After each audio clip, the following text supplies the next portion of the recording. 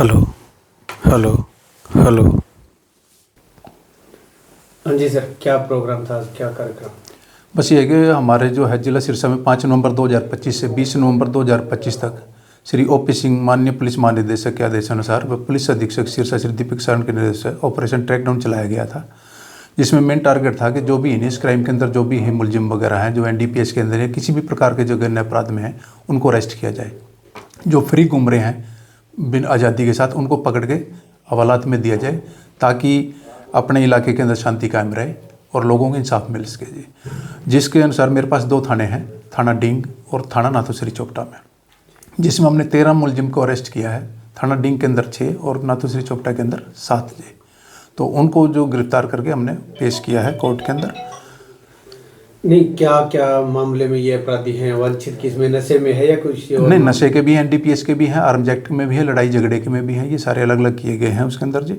जैसे इसमें मैं आपको भी बता देता हूँ, जो कुल 6 आरोपी गिरफ्तार किए गए हैं ये डींग के जी, उसमें 2 आरोपी जघन्य अपराध के हैं और 4 और जो वांछित अपराध थे जो जघन्य अपराध जिसमें लड़ाई झगड़ा वगैरह के, उसके अंदर ये किए गए हैं जी।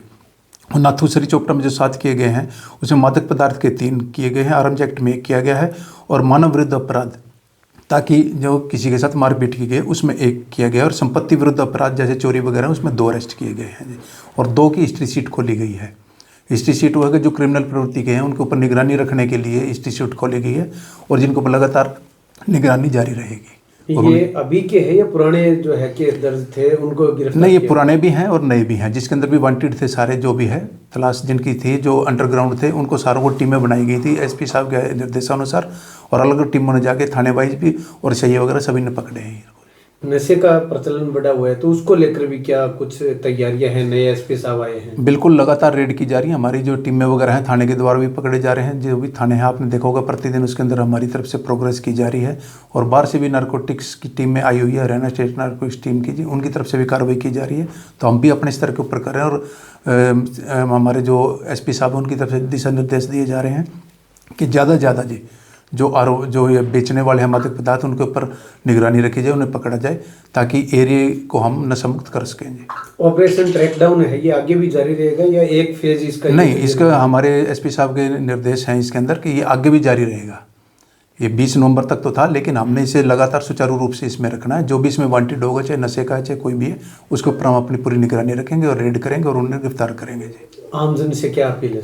आमजन से यही अपील करेंगे जो नशे से दूर रहे हैं वो जी, कि जान है तो जहान है। अगर नशा तो एक जान लेगा आदमी की, तो शरीर स्वस्थ होना जरूरी है।